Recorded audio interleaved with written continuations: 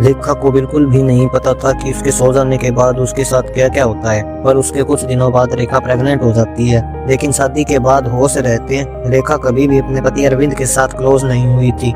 तो आखिर वो प्रेग्नेंट कैसे हुई, यह बात उसे अंदर ही अंदर खाई जा रही थी। एक रात रेखा नींद में उठकर पानी पीने चली गई। तभी उसके सामने वाले रूम में उसे कुछ हलचल महसूस हुई। रेखा वहां जाकर देखती है कि उसका पति अरविंद और उसके घर का नौकर दोनों एक दूसरे के साथ मजे कर रहे थे। तभी अरविंद रेखा के पास आकर कहता है, मुझे लड़कियों में कोई इंटरेस्ट नहीं है और यहाँ तक कि शादी से लेकर अब तक मैंने तुमको छुआ भी नहीं। तो रेखा कहती है, तो फिर मैं प्रेग्नेंट कैसे हुई। तभी यहाँ पर नौकर संपद आता है। उसे देखकर रेखा सोचती है, तो शायद इसी ने सब कुछ किया होगा। तभी अरविंद रेखा को सच्चाई बताते हुए कहता है, संपद ने कुछ नहीं किया। असल में हर रोज उसकी माँ तुम्हारे दूध में मेरी माँ नींद की दवा मिलाकर तुम्हें पिला दिया करती थी और तुम्हारे सो जाने के बाद रूम में मेरा बाप आता था और वही तुम्हारे साथ सब कुछ करता था। रेखा के पेट में उसका ससुर का बच्चा है।